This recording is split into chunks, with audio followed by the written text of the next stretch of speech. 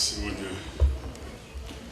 мы встретились, наверное, не для обсуждения не совсем приятного случая, который произошел у нас в республике. Наверное, все в курсе, все знают, даже, наверное, больше, чем те самые виновники этой ситуации, наверное, знают, что произошло, как произошло, почему произошло. Ну, у нас, как обычно бывает, когда, чтобы предпринимать какие-то меры, мы должны обязательно или потерять кого-то, или какое-то ЧП должно произойти, или что-то должно случиться, чтобы мы начали выполнять свои функциональные обязанности.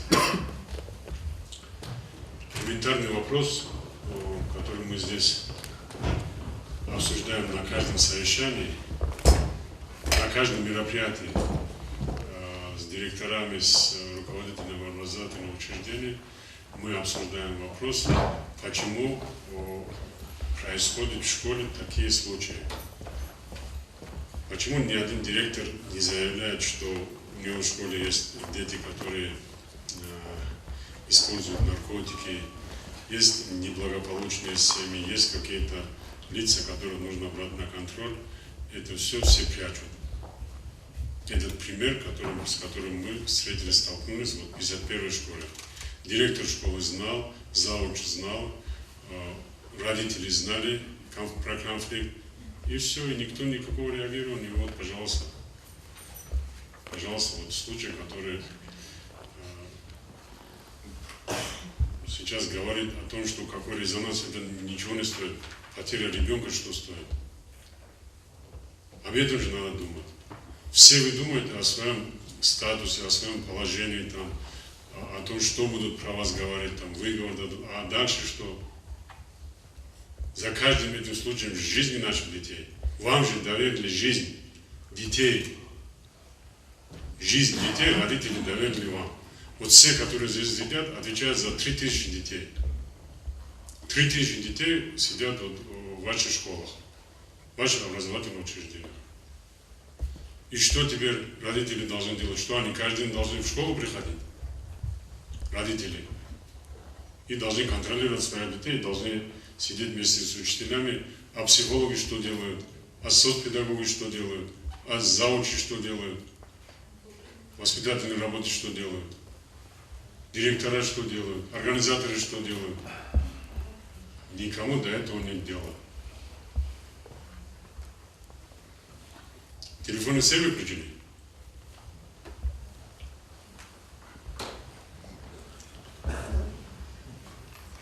Все занимаются не тем, чем надо. Зауч ведет уроки больше, чем обычный учитель. По 15, по 18 часов. Плюс там еще 2-3 ставки берет. Директор тем же самым занимается. Организатор тем же самым занимается. А социальные педагоги и психологи, педагоги, они вообще неизвестно, чем занимаются. Потому что директору нет до них дела. Заучу нет до них дела.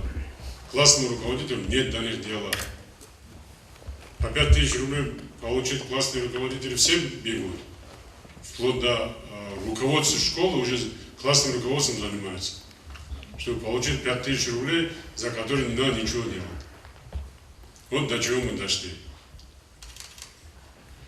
То, что такой случай может быть в каждой школе, никто от этого не застрахован. В том числе и мы.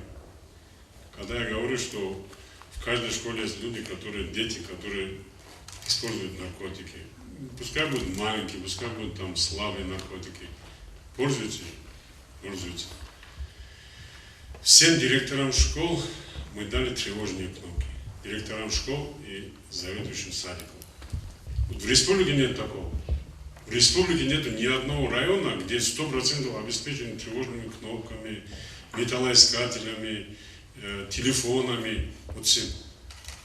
Нет, вот директор школы должен умудриться, не умеет пользоваться этой кнопкой. Директор школы, заведующий садиком, не умеет пользоваться. Слушайте, уходите с работы. Не позорьте нас, уходите с работы. Что такое кнопку нажимать и поговорить с милицией, месяц поставить туда 100 рублей и один раз в месяц позвонить, контрольный звонок делать?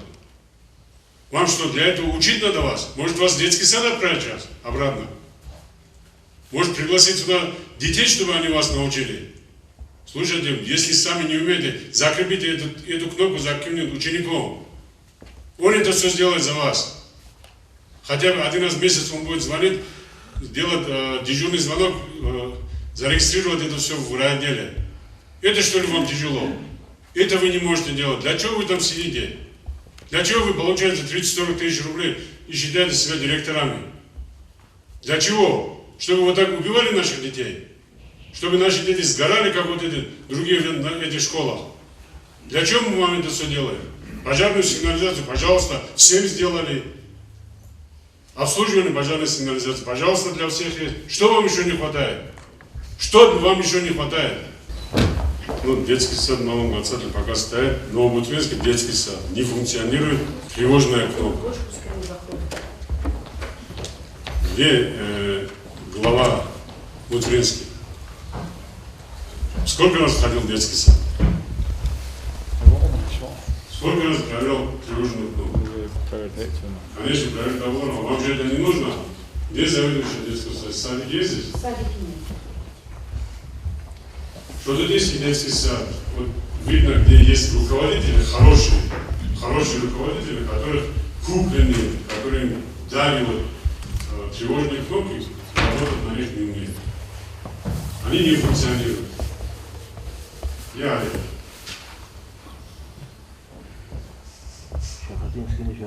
Заимская СОЖ. А где Шутудинский глава?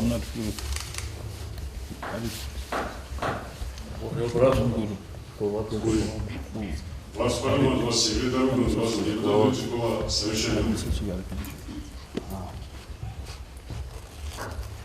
Заимская ложь не функционирует кнопка. Где? Почему? Пожалуйста, Адмат Хадисума, дайте ему в месяц 100 рублей, чтобы он кнопку не останавливал в следующий раз. Рукотинская ложь.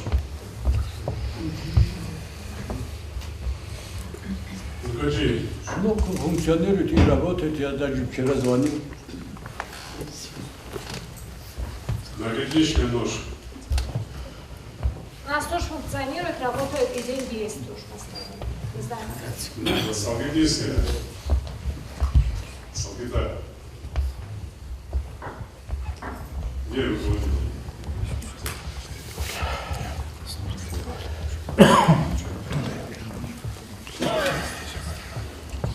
Мне просто слов нет, о чем-то говорить. Наверное, все, что нужно было сказать, я последнее совещание, которое у нас было, более чем достаточно, более чем доступно, я довел до каждого человека, до каждого руководителя довел, до каждого заведующего садиком довел. Нужно помнить, что вот эти дети, которые нам доверены родители. Эти родители доверили нам самое дорогое, что у них есть. А мы что делаем с ними?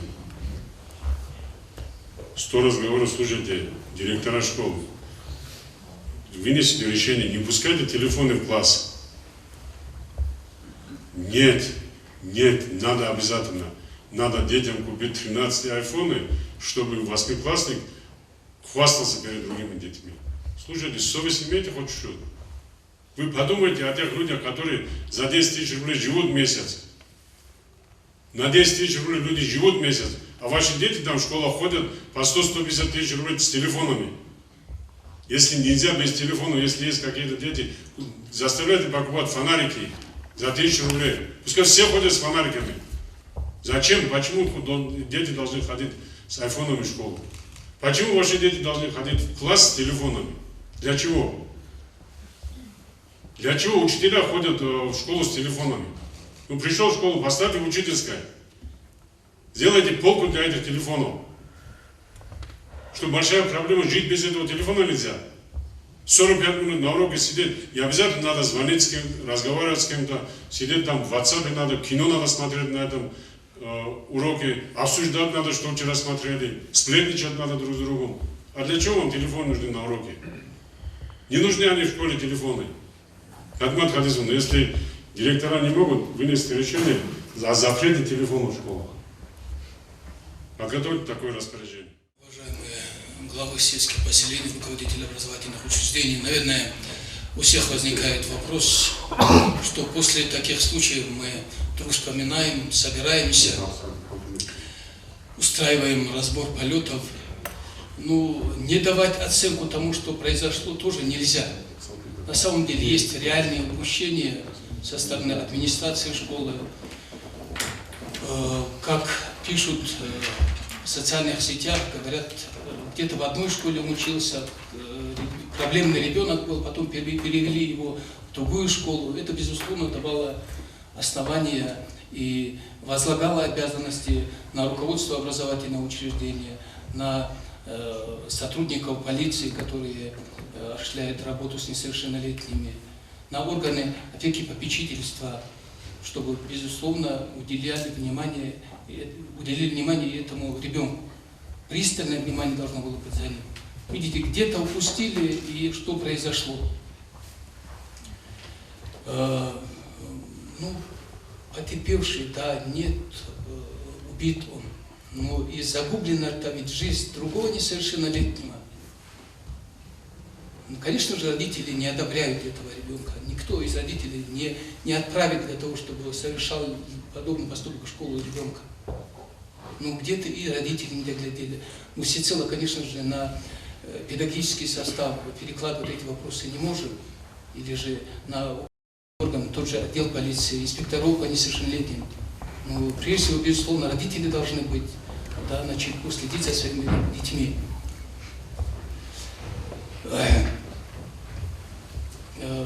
По факту уже мы должны давать оценку тому, что произошло. Безусловно, уголовная ответственность для этого человека наступает. По общему правилу у нас уголовная ответственность наступает с 16 лет. Но за отдельные составы преступлений, в частности, и за умышленное причинение смерти, уголовная ответственность, как и за ряд других составов преступления, наступает 14 лет. Будет привлечен, безусловно, к уголовной ответственности. Ну, что, и себе загубил жизнь. Вы понимаете, где-то его ребенка этого не услышали. Где-то выход он не нашел в этой ситуации. Он наверное, подумал, все-таки надо честь где-то отстоять. Я вот пример вам интересный достаточно приведу. Шамильский район, в котором я работал до этого, в одной семье 4 сыновей убили. 6 сыновей было, 2 остались, эти двоих тоже в последующем привлекали к уголовной ответственности. А ситуация какова была? К детям были серьезные нарекания со стороны учителей. Вызывали родителей, до родителей доводили, родители при присутствии педагогов ругали их, порицали за их поступки, а после того, как они уходили, говорили, биту на много, или бихинчани мукин коли. Ну и какой бихинчи? 4 сыновей потеряла эта семья.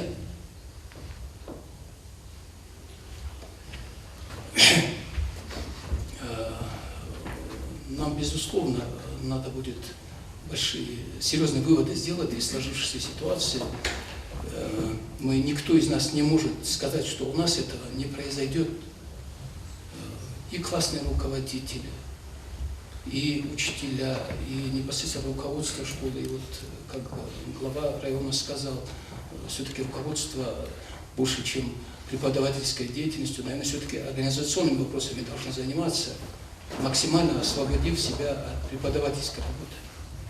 И больше уделять именно внимание тому, чтобы подобные факты не случались, не исключить просто возможность тому, чтобы произошли в коллективе подобные факты.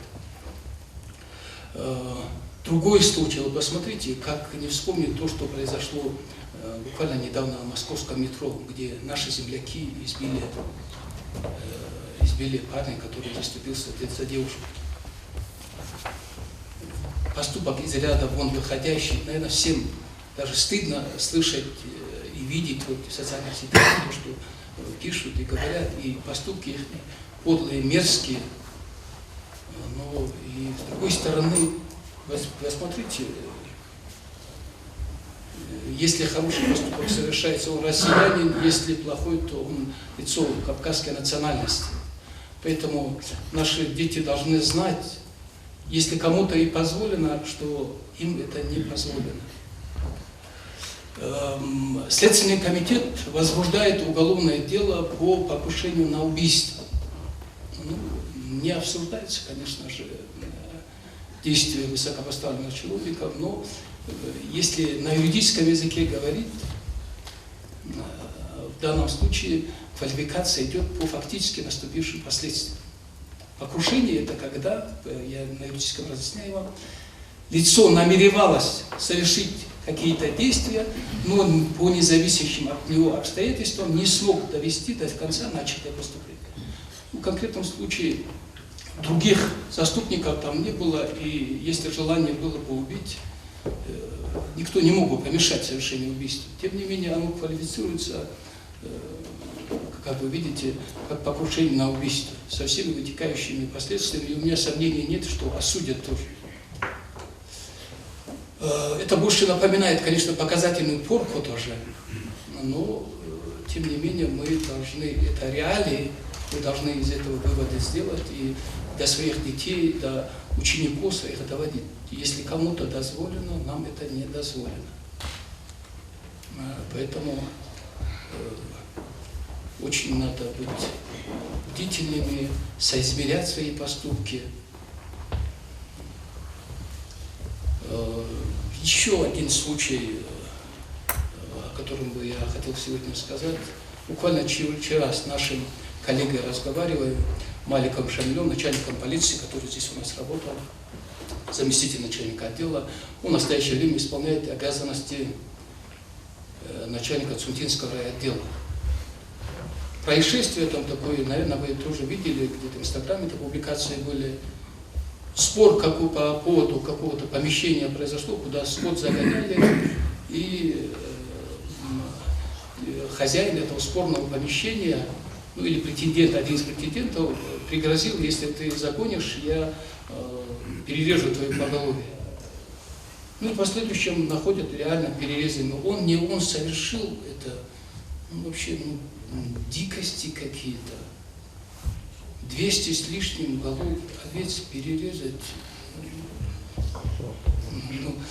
Ну это в здравом ли уме этот человек вообще вопрос возникает. Но с другой стороны, посмотрите, если такой спор существует, а где органы, а где глава сельского поселения, а где участковый уполномоченный полиции? Почему он не знает об этом споре?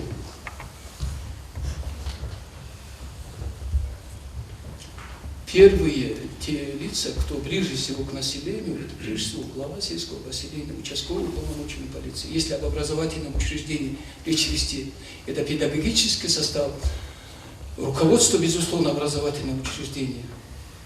Речь не идет о том, чтобы вы пресекали эти все факты, да, но хотя бы довести до уполномоченных органов это ваша обязанность.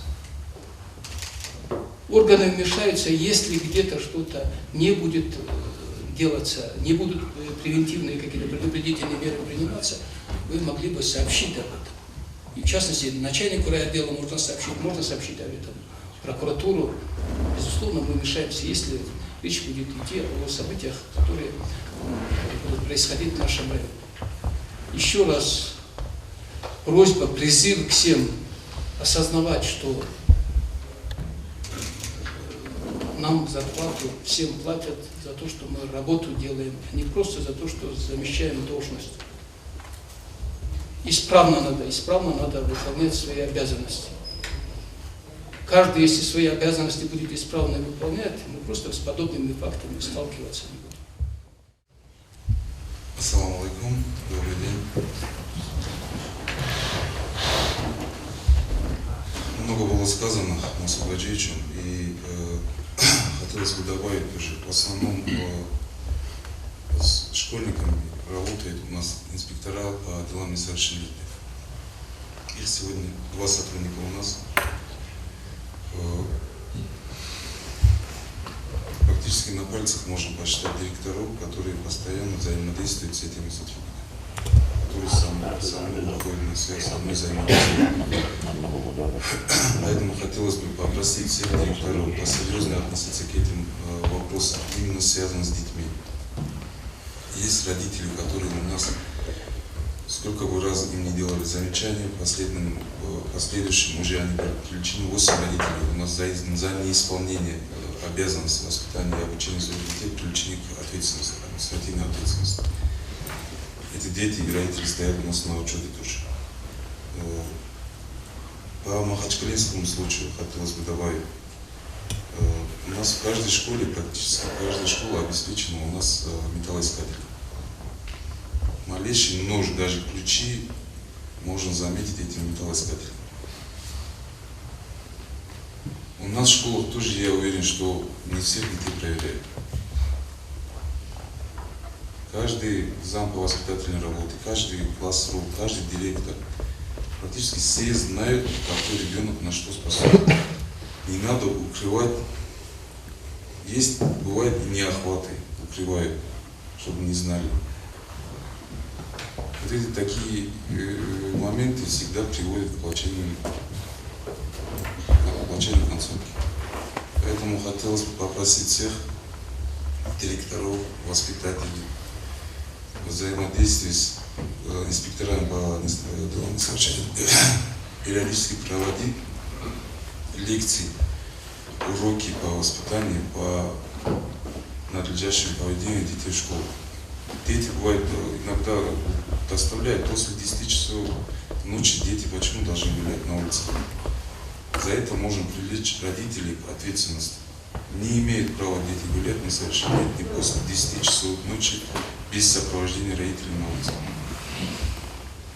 Бывает, доставляют таких детей. Бывает, недавно тоже доставляли, не за другой факт доставляли. Родителям объясняют, каждый родитель начинает оправдывать своего ребенка. Для всех родителей свои дети, они самые хорошие. Какие поступки они не совершали, для них они самые хорошие. Нет, чтобы его поругать, нет, чтобы сделать из этого выводы. Начинает оправдывать. В конечном итоге со слов уже неправо оказываемся мы. И по ихнему взгляду.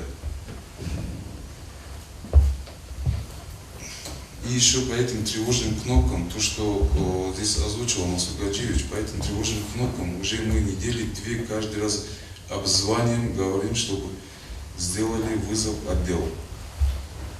Вот те школы, те детские сады, которые были здесь озвучены, эти садики и школы, которые не вышли на связь, сколько бы их ни просили, сколько бы до них к ним не звонили.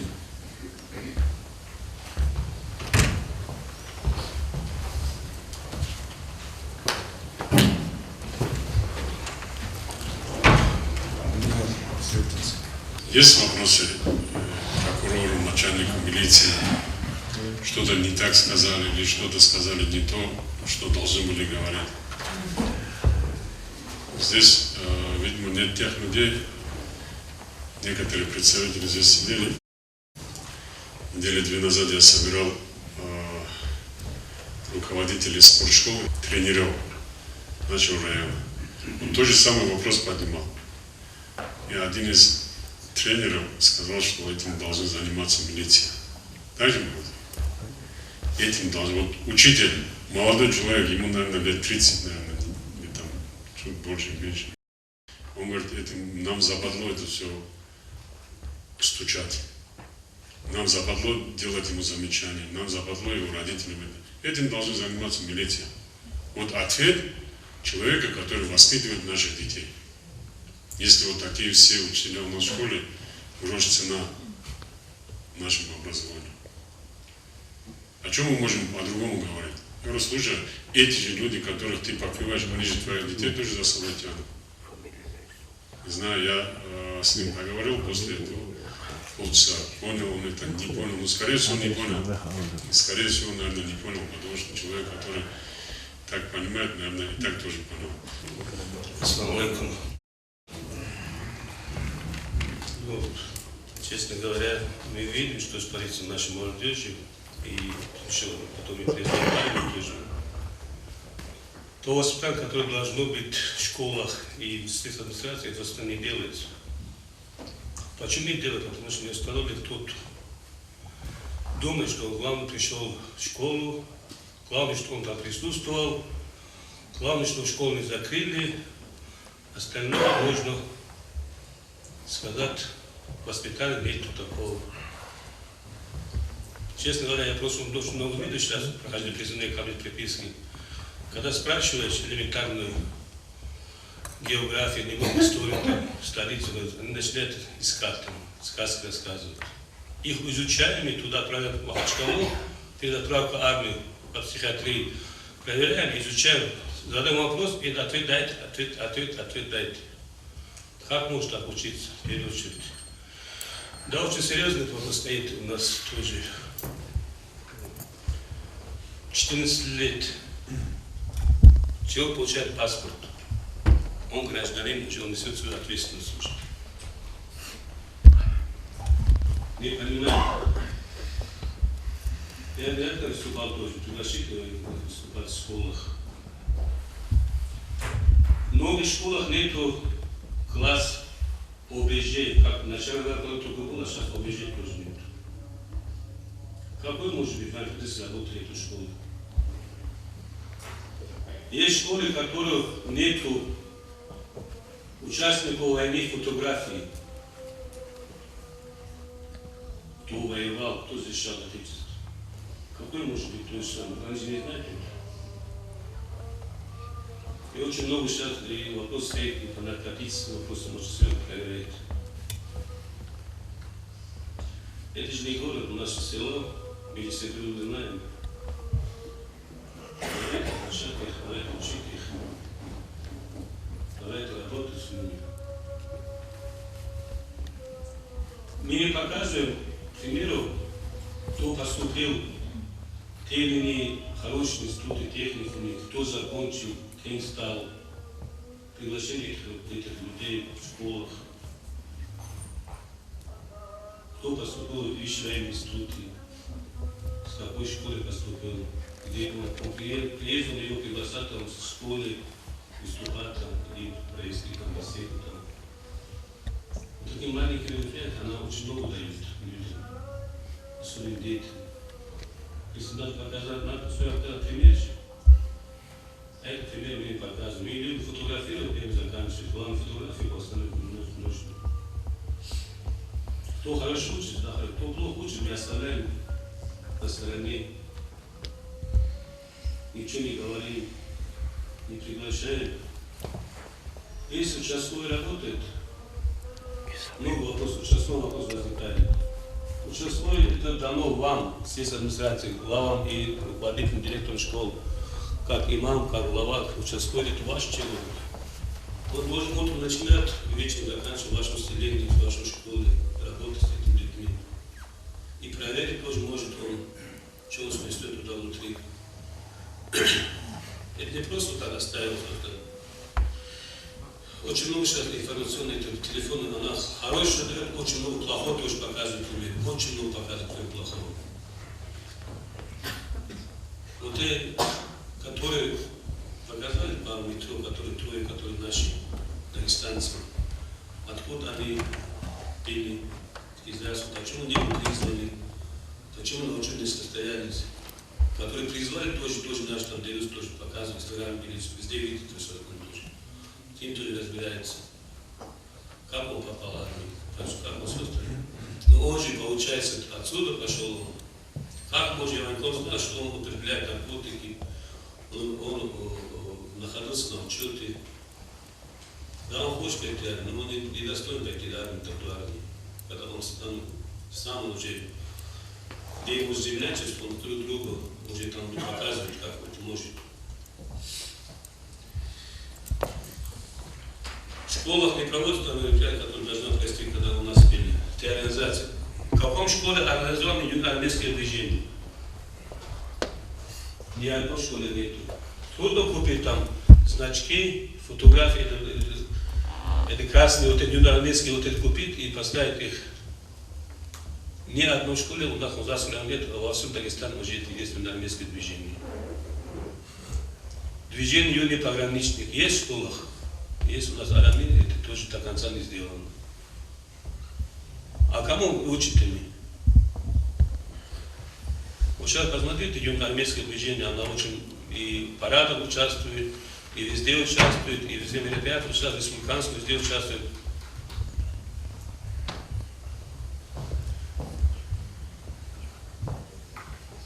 Очень много хотел бы говорить, просто остальные по этому вопросу, давайте будем учиться. У нас очень много детей, которые закончили 7 классов, 5 классов. 9 класс закончил, он справку получает, аттестат не получает. Дальше что с ним делать невозможно. Кто-нибудь, директор школы, кто-нибудь другой приходил, я отправьте автошколу, отправьте там куда-нибудь устить, чтобы он дальше может поступить по контракту, пойти в армию, чтобы он мог пойти в армию, служить и дальше остаться там же по контракту или там дальше продолжить свою жизнь. Никому нет этого дела. Ни один директор школы, ни один Пол знает, кроме там араминской средней школы, там интернат, другие остальные, которые я общаюсь, приходят ко мне. Нету, не беспокоится о своих призывников, выпускников, служащих армии, кто служит, кто не служит. Очень большая неявка на призывную комиссию сейчас идет в нашем районе. Очень большая явка на призывную комиссию и прохождение призывной комиссии. И тоже отправка в армию. Этим отдельно будем представить призывной комиссии, он разговаривает. Не хочет давать ваши дети, ваши знакомые, родственники, Следственный комитет, прокуратура, прокурор выступает, проходит прокуратура, списки личных дел, тотально возбуждено уголовным делом. Не хочет этих детей портить сразу же жизнь 18 лет. Судебный человек никуда не принимает все остальное.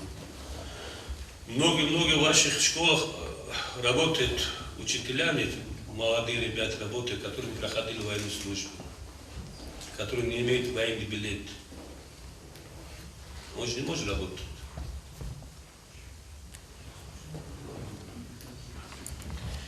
Хотел бы вот это то, что в Махачкалинской школе, хоть слушать в других школах, это было что-то последнее. Это было последнее, и дай Бог, что наши ребята окончили школу и поступали вместе, и учились хорошо. И был порядок. Где директор школы нормальный, там порядок бывает. Там родители школы, почему ты его заставил, почему ты... Где директор школы там посмотрит нас, порядок там стены будет. Давай мы будем сделать так, большие мероприятия, приглашение тех руководителей и приглашение тех, которые отслужили армию, кто служит, армию, кто поступил, тоже школа, выступление школа, по военно-политической работе, по начальной подготовке и другим мероприятиям. У нас очень много мероприятий идут по участникам лиц войны, по другим победам, которые идут с остальными. И по расходам за то уже через 2 года у нас будет тоже мероприятие, это журавли. Очень много мероприятий проходит, школа показывает, а выступление личного состава военкомата никого там не приглашает, никого там нет. Скоро оркестр уже начинается у нас.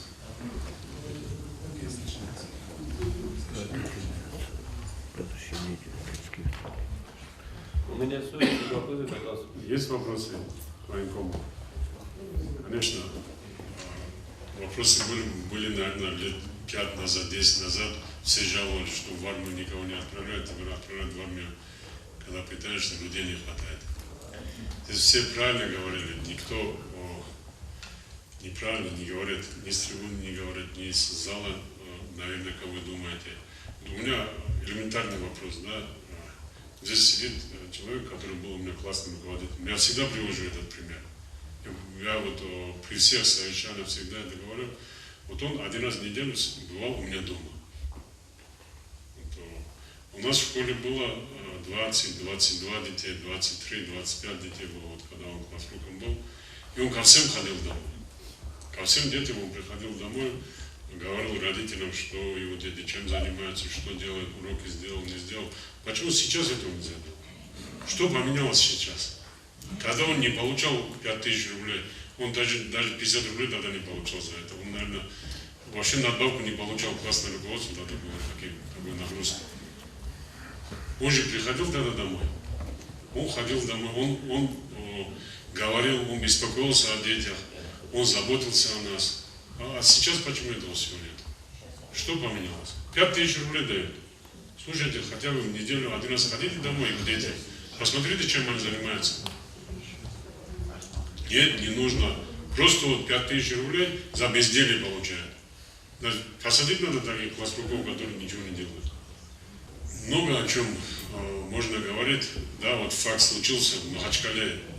Он случился, а что этому директору и заучу это нужно было? Думают, они этого хотели? Или родители этих детей это хотели? Или дети сами этого хотели? Никто этого не хотел. Но это все элементарная халатность. Начиная с директора, зауча, организатора там, и так далее, и так далее. Тут на них же дела возможно, их же посадить могут за это сейчас. Вот этих людей могут посадить сейчас. Вот за то, что они скрыли этот факт. Целый год, зная такую ситуацию, они скрыли это все и от правоохранителей, и, наверное, от всех, кто должен был принимать меры в такой ситуации. И родители это все скрывали. Наверняка я думаю, что гордо ходил, наверное, какой-то из этих родителей и говорил, что какой у меня хороший сын там. Вот теперь же не будет гордиться. Я же вам не зря говорю, звоните каждый день родителям, приглашайте их в школу. Каждый день звоните, надоедайте, вот же главы сел. Почему не ходите в школу? Вот станьте глава села, который ходит на уроки, посадил хоть своего сына хоть один раз.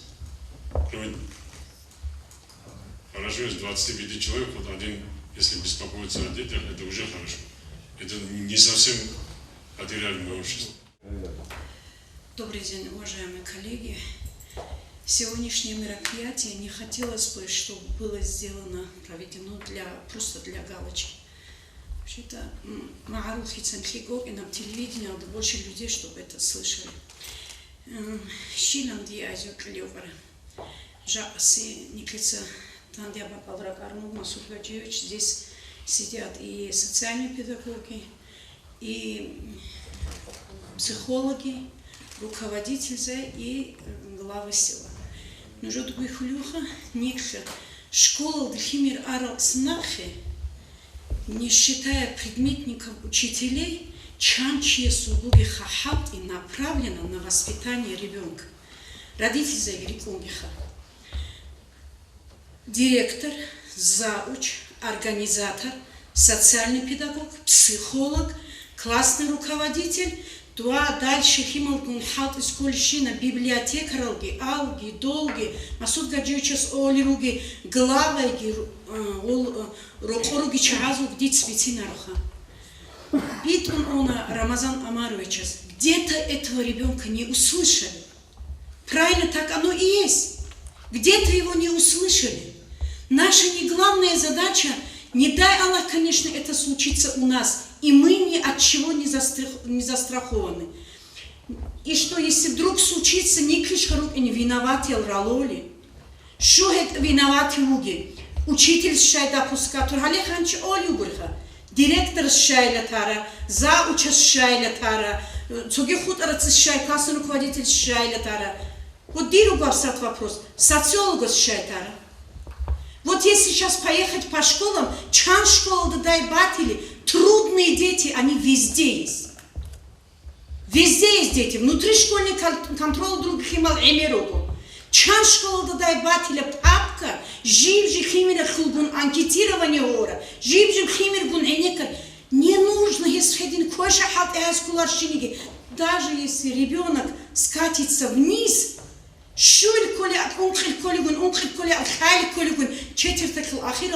неужели, уважаемые коллеги, вы не видите в этом нашей вины?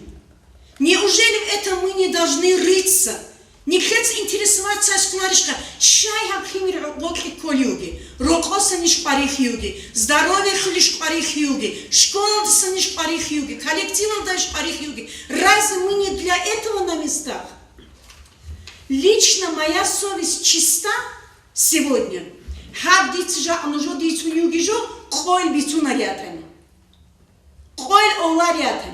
Буквально на днях мы провели опять-таки совещание.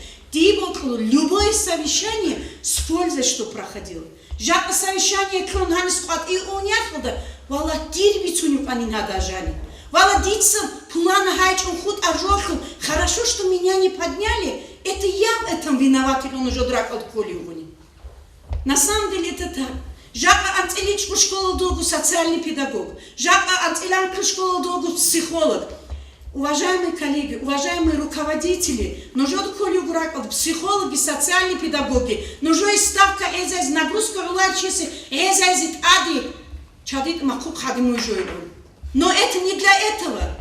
Жака дарского мажа читола, дарского мажолари учитель тола, а сука социальный педагог хиталил он. Слушайте, дарсита с важным социальный педагог сухалты. Он должен работать с ним. Ведь соучительница Олег математика лха. А почему социальный педагог хищай босарей лха? А бихая чешит. Бихая чукатра. Если он предметник, учитель по математике, ему ближе свой предмет, а не социальный педагог. Социальный педагог хайскула жив химер хулгун халты. Жив химер хулгун. Социальный педагог ханкун организатор бун если цадак инкол, если цадак мероприятия лолюк инкол. Не организатор это должен делать. Правильно озвучил Максут Гаджиевич. В этом году, уважаемые коллеги, вы, наверное, руководители, удивились, нужно штаткой на Крусинорахада. Хина заманах халт из руги, нужно организатора хималгун, если у него есть 18 часов, если у него есть класс, если у него есть... Неужели кабинет у мажолари учитель щиголь хоги школа-то? Не дай Аллах, что случится, бишуцет эхезю голяни сам байбикун, но жо сам кюрум. Эхезю гнущоли люкарай он. Холеч он. Бит он олюго, холеч инил он. Не жется каждый раз холеч инжойлан орахар, нужно удивляться он. Шихагил хайч он толюгил он. Садика до региз гязди, коназ гяз, ракхин гяз. Не это работа. Школа да 45 минут просто так одорук, а не иут айз андарсалки. Не это задача наша. Наша задача жив-живой, хотя бы минимум же босум химия школы схватили.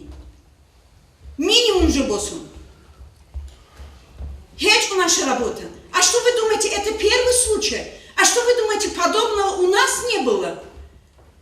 Хунук натиляр, чанук натиляр. А что мало случаев было, что босум холодное оружие, нускун химия школы дирачара? Лично в моем опыте было это. Общись пару, например, он неадекватный лугин, у него неблагополучная семья, он там где-то кого-то не услышал. Никакой причиной ходушай, жак великой причиной шай. Лично моя семья пострадала от такого. Я чуть было не потерял своего единственного сына. Потом, которые были оправдания, он был, он щели, нам это зачем? Вот правоохранительные органы для этого. Дайте знать, не надо друг друга скрывать. Скрывая, мы хуже делаем нам же. На самом деле, лично что творится в Дагестане, что творится в школах, что творится в семьях Илан Оржо. Не так разве? Если ученик убивает ученика, одноклассник, уважаемые коллеги, нам нужно школа быть не урокодатчиками, нам нужно, чтобы школы были с семьями.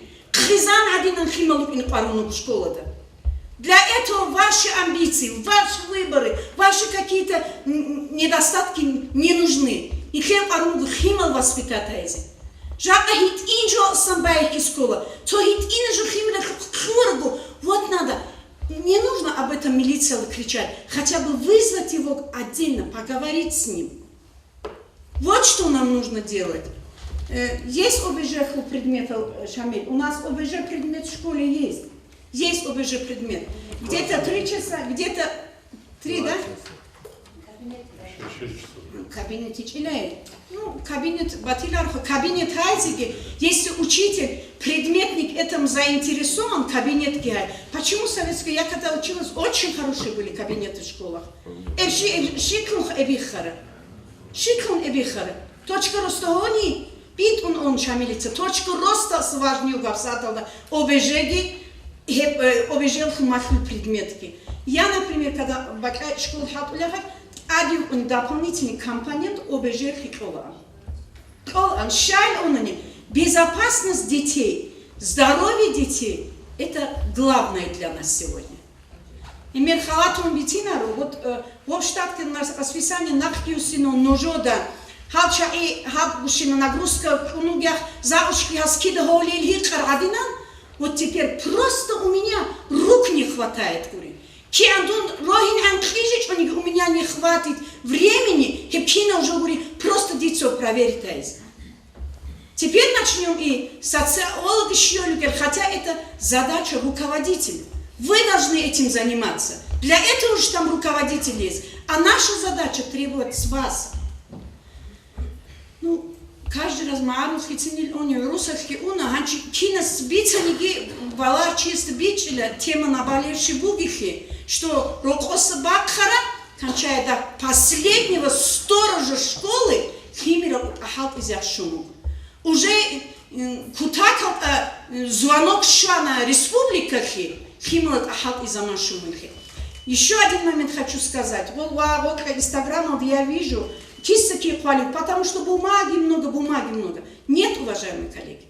Есть где-то бумаги много для руководителей, а так для этих бумаг. Бывают бумаги, которые отправляются, чтобы выполнен из долгу социолога, долгу психолога, долгу организатора, долгу предметника.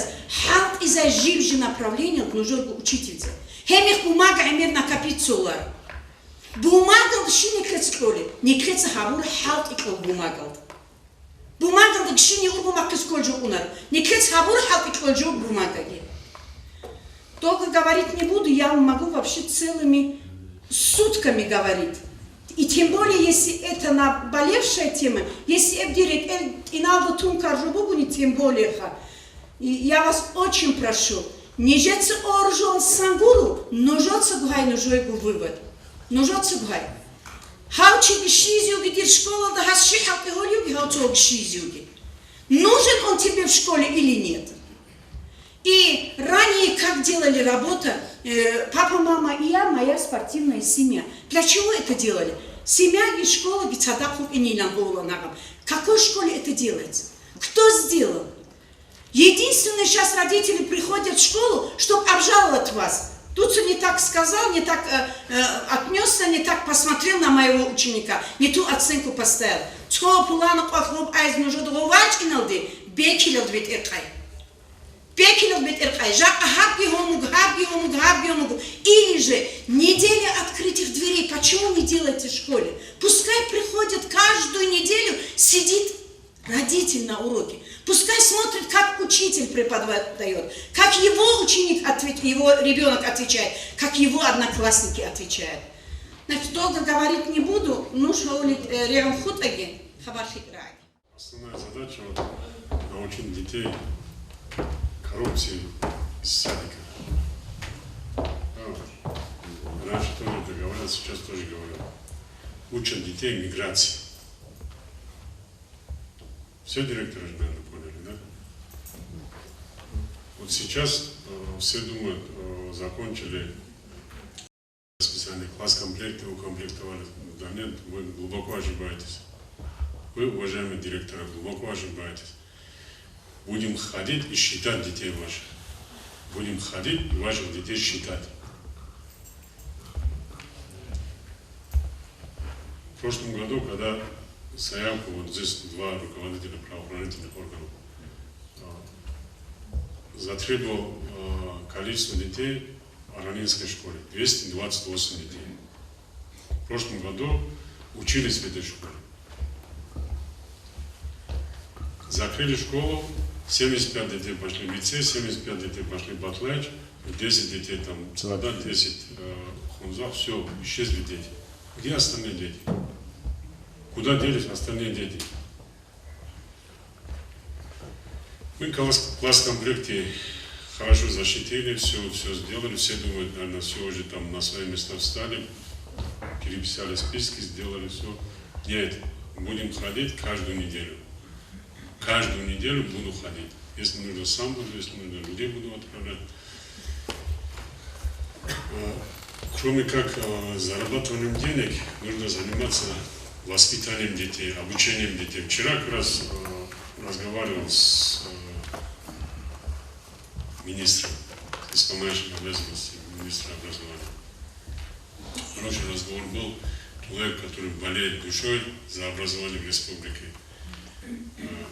Этот случай тоже обсудили, другие случаи тоже обсудили. Сказал, что в ближайшее время выйдет бумага, будем проводить аттестацию директоров на местах, всех директоров.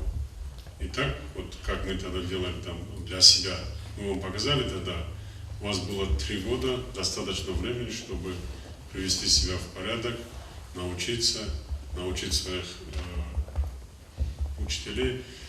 С чего начинается дисциплина? Дисциплина начинается с руководителя. Вот то, что здесь говорили, я в прошлый раз тоже говорил.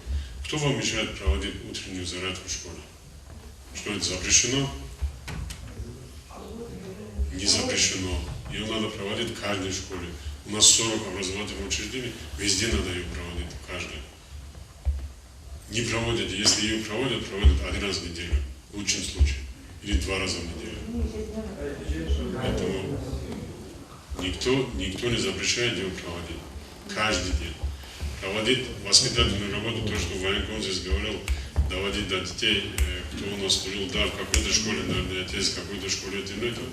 Здесь все принимают, когда делают замечания, все принимают это буквально к себе. Нет, это должны понимать те люди, у кого этого нету. Те руководители, которые это не делают. Не у всех есть патриотическое воспитание какое-то проводится в школах. Не у всех, да, в предмете ОБЖ, может быть, там раньше, если было 18 часов, теперь сделали 6 часов, на этом не нужно останавливаться. Это не является поводом. Это не нужно, и создавать какие-то отряды, юнармию или там какое-то другое. Для этого тоже не нужно особое распоряжение какое-то от администрации или от кого-то. Не нужно этого всего делать. Это в самой школе надо это все делать. Для этого и есть руководство школы. Не так, чтобы из-под палки там сказали, пионеры должны быть, все пионерами стали. Сказали, юнармейцы завтра придут, все 3000 учеников в форме юнармейцев пойдут в школу. Не нужно этого делать. Для этого нужно воспитывать детей. Для этого нужно, это юнармейцы, чтобы вы знали, они получают баллы КИГЭ при поступлении. А о чем можно говорить, если у нас с Хунзарского района 10 человек ГТО не могут сдавать? 10 человек выпускных классов ГТО не могут сдавать. Мы говорим о каких-то высоких материях, о чем-то о другом. Бегать, прыгать не могут наши дети. Потому что вот так преподают уроки в школах. Вот так идет остальные процессы тоже так же идут. И когда приходит в школу начальник отдела образования с проверкой, удивляется директор, как так может быть в их школу, как может прийти на проверку человек? Да не может быть такого. У них шок, когда люди приходят в школу проверять. Они же привыкли, они же баи там сидят, хозяева этой школы. Надо там деньги приходить, просить, там дай нам деньги, на то дай деньги, на это дай деньги, стекло разбилось, дай деньги, там замок поломался, дай деньги, еще на что-то дай деньги. Образовательный процесс никому не интересно. Что там делается, никому не интересно. Воспитательный процесс. Ни один человек не пришел жаловаться, что у них дети там плохо занимаются, или участковые не приходят, или какие-то работы не делают. Ни один человек медиков не берет в школу, не приглашает врачей, не приглашает милиционеров, не приглашает участковых, не приглашает. А зачем это нужно? Да не нужно, это все лишняя трата времени. Зачем? Зачем на это все тратить времени? Можно там где-нибудь посидеть, полежать, там еще что-то делать. Это Эрдогана смотреть, можно там учительское обсуждать, там, что было вчера вечером, кто кому ходил, кто с кем виделся, кто кому что сказал. Это все надо учительское обсуждать. А других же забот нет у нас в районе. Это все, я думаю, что в любом случае оно придет. Это, конечно, не хотелось бы, чтобы это все случилось в Дагестане. Это очень неприятно, очень нехороший случай произошел и для родителей, и для общества, и для всех. Вот даже то, что в Москве наши ребята избили, это не позор, что ли это? Вот это что ли геройство? 3 пьяницы там избивают человека, еще, наверное, себя считают героями. Еще парня, который заступался за девушку. Вот что надо обсуждать в школе. Вот об этом надо думать, об этом надо говорить, это надо показывать в школе. Кто они такие? Вот те люди, я военкому тоже говорил, письмо пришло, я такого не видел еще. На хунзавца из армии письмо пришло. Позорное письмо, позора. Пришло на хунзав, он не хунзавский выпускник, или житель не хунзав, ну сейчас не живет он здесь. Но хунзавец, поэтому оно письмо пришло сюда. Просто позор. Если не умеешь вести себя, хоть иди, уходи куда-нибудь. Не нужно позорить район, не нужно позорить республику, не нужно позорить свою семью. Поэтому, когда мы говорим, что да, я всегда говорил, одни учителя, одни директора все не решают, нужно привлекать и родителей, и жителей села нужно привлекать, и других нужно привлекать. Но ответственность с нас никто не снимает. Ответственность с нас никто не снимает.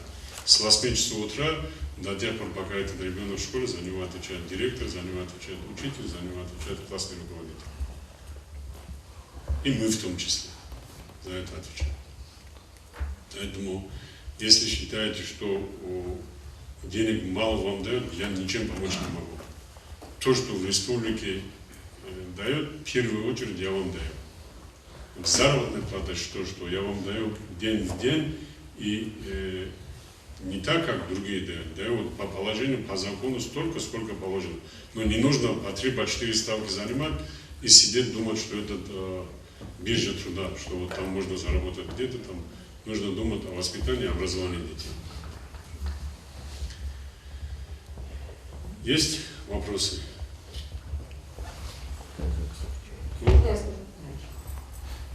Хотя не добавить. Да, сейчас вопросов нету, потому что вы ничего не поняли? Или вы все поняли? Пожалуйста. День, уважаемые члены президиума, уважаемые коллеги. Так как все-таки эта сфера немножко близка мне, и у меня есть ребенок-подросток, действительно случилась страшная трагедия, беспрецедентный случай в Махачкале. И сегодня много говорили о правилах, о законах, о нормах. Это все действительно есть, но, на мой взгляд, сегодня мы все забываем, что это дети зумеры, да, дети поколения Z, так называемые. Может быть, старшее поколение не очень-то знакомо с такими модными и не все эти слова понимают, но мы имеем с этим поколением, было советское поколение, было постсоветское, было поколение 90-х Next, да, и это вот дети зумера. Почему? Потому что с рождения все мы, да, родители, даем этим детям гаджеты, то есть вот эти вот так называемые тачпады, да, и они, любой объект, будь то человек, будь то какой-то предмет, принимают, то есть приближают, да, хотят и отдаляют. То есть вот такое же отношение у них и к жизни тоже. И, наверное, стоит и родителям вместе, нам с вами, да, и главам, и руководителям отнестись к этому, и психологам, несомненно, и внедрить, наверное, какие-то, работать над внедрением новых каких-то проектов, да. Вот не хочу хвалить себя, мы в сфере культуры начали недавно, такая методика есть, метафорическое влияние называется, то есть, да, когда детям, то есть мы доверяем максимально детям, они используют те же самые вот эти вот гаджеты, которые мы призываем не использовать, да, но тем не менее мы доверяем, да, и даем им право голоса, то есть слушаем их и слышим их, вот как Рамазан Амарович сказал, и Фатима Хадисовна. Поэтому давайте вот работать в этом направлении, слышать и слушать их, а законы, нормы, они, наверное, все-таки придут в норму с вашей помощью. Спасибо. И в этом направлении сфера культуры намеревается и дальше работать, и сотрудничать, если вы не против, с руководителями муниципальных учреждений. В этом направлении мы проводили собрание, родительское собрание и отцовское собрание, отцов, будем так называть. Эти все вопросы мы там обсуждали. И обсудили их довольно-таки очень доступно, но, видимо, мы же всегда говорим, что наши дети очень хорошие. Вот начальник милиции сказал, что каждый человек думает, его ребенок не может совершить. Слушайте, вы посмотрите, неужели вы не видите то, что на улице творится? Покрашенные красные, голубые, зеленые, там, синие цветами волосы. Неужели не видите молодежь, которая ходит по республике. Вы что думаете, этого всего у нас нету? Почему вы такие наивные? Почему мы так относимся к этому всему? Ваши же дети эти ваши дети, слушайте, в интернете они чем занимаются? Просто сейчас здесь женщин много, если мужчины были, сказал бы. Мы же теряем целое пока, будущего у нас нету. Нет у нас уже будущего. Вы посмотрите, чем занимаются ваши дети. Вы вот посмотрите, если вы сами не можете, отдайте эксперту телефон вашего ребенка 1 раз в месяц. Посмотрите, куда он лазит, где он ходит. Он же робот настоящий. Они же роботы. Однополые браки это самое хорошее, что у них есть. Что они обсуждают, это самое милое, что они обсуждают.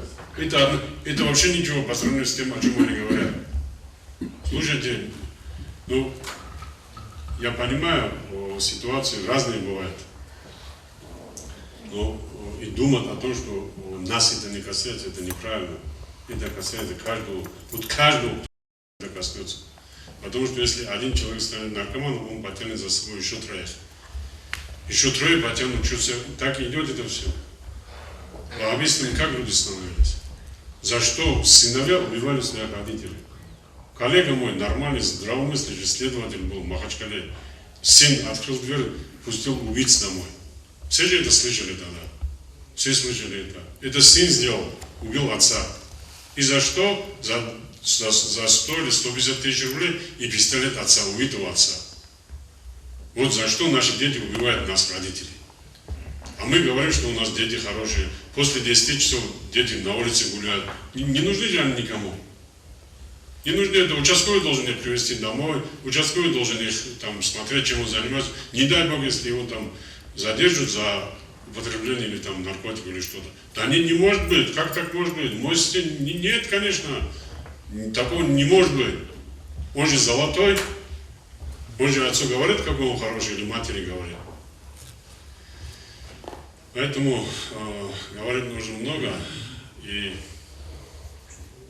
искать виноватого. У нас основная задача бывает искать, кто. Все отворачиваются потом, все будут говорить, я не виноват, я не виноват. Нам не нужно искать виновного. Нам нужно, чтобы этого всего не случилось у нас. То, что в Мочохе произошло, то, что в других местах произошло. Это же все знают. Не нужно, чтобы это все у нас было. Не нужно, надо заранее об этом думать.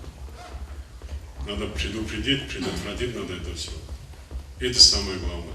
Все очень правильно сказали, но мы почему-то ждем, вот, пока такая ситуация произойдет у нас, и дальше, чтобы еще раз собираться, еще раз обсудить. Не нужно этого ждать. Начинайте с сегодняшнего дня. Утром, когда вы ходите из дома, посмотрите в зеркало и подумайте, для чего вы идете в школу, для чего вы идете на работу. Пишут библиотекари, что нам зарплаты не дают, Рамазан Иванович, что нам там 0,5 ставку у нас перевели. Вот живой пример, да? Сколько человек к вам в сельском поселении, директорам школ подошел в библиотеку и сказал, давайте мы какое-то мероприятие, патриотическое, воспитательное, там, или там на аварском языке, вот что-то мы проведем в школу. Сколько человек приходит? Никто не приходит. Ни один человек. Ну, хорошо, если Цада пришел, это хорошо, библиотека хорошо. Другие не приходят. Почему не приходят? Да потому что им это не нужно. Им нужна заработная плата. И я хочу, чтобы у нас библиотекари работали. Чтобы библиотекари работали на тех же компьютерах, чтобы они доводили, чтобы они были помощниками у вас. Чтобы они работали вместе с главами, вместе с директорами школ, вместе с учителями. Они что делают? Ничего не делают. Хотят зарплату получить. Но так не бывает. Просто так у нас зарплату не дают. Если вопросов нет, давайте спасибо всем по рабочим местам.